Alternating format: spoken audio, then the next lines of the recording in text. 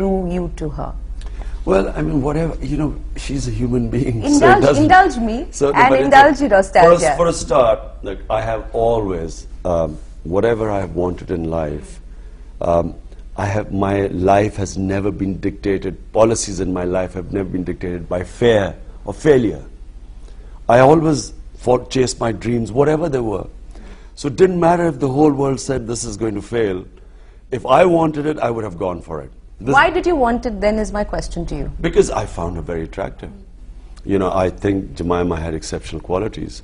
So, so I went for it. Didn't matter what anyone said. It's been when I wanted to be a cricketer, everyone said I couldn't because my two cousins were much superior.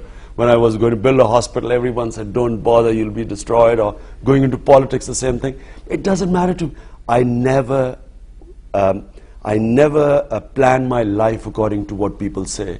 I never look for popularity in life. Do not try and make popular decisions. It was very unpopular in Pakistan, you know, for me to marry an English girl. It didn't matter. Because there's certain, you don't want to hurt public, but you don't want to lead your life by what public says. But do you think your political career took a bit of a beating? Well, I mean, I was attacked as being part of a Jewish lobby to take over Pakistan. I mean, that was the election campaign. So, but you have no regrets at all, obviously? Absolutely no regrets.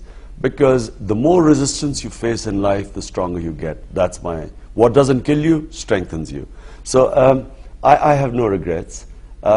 It was very difficult. The only time I began to feel, I felt a bit of remorse was when I saw her suffering, because all the political attacks, because they couldn't attack me, so they went for her.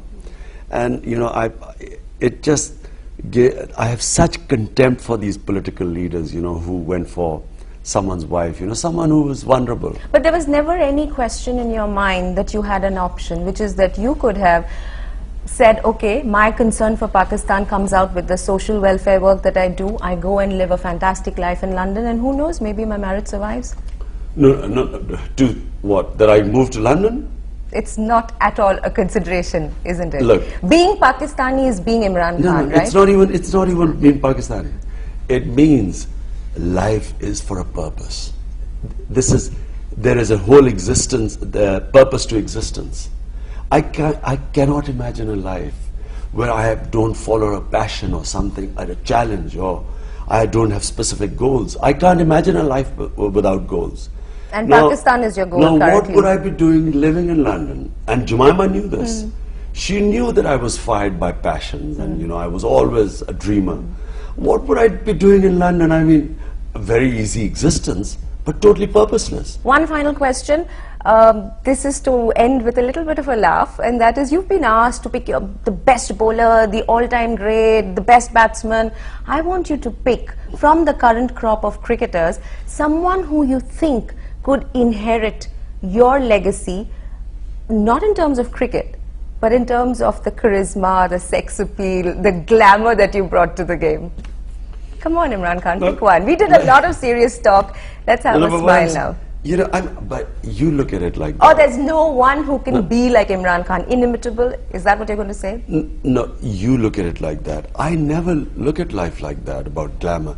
I mean, glamour is so fickle. Yeah, but we enjoyed looking at you, let me say that. I never even read these glamour magazines, because it is just such trivial stuff. There's much bigger. Look, let me tell you the people I look up to. People who have great dreams, and the dreams are beyond the self. So people I looked up to were Mandelas, the Lee Kuan Yews, the Mahathirs, and then this great man Erdogan, the Turkish Prime Minister. People, you know, who transform societies, who have selfless ambitions. So even if in cricket I see someone who, like Steve Waugh, I think he's done brilliantly. That here he is, set up a charity in Calcutta and works for it full time. Let us enjoy that vicarious pleasure we got out of seeing you enjoy the good life when you were in your prime, Imran Khan. Yeah, but you know, I hardly remember anything of that good life.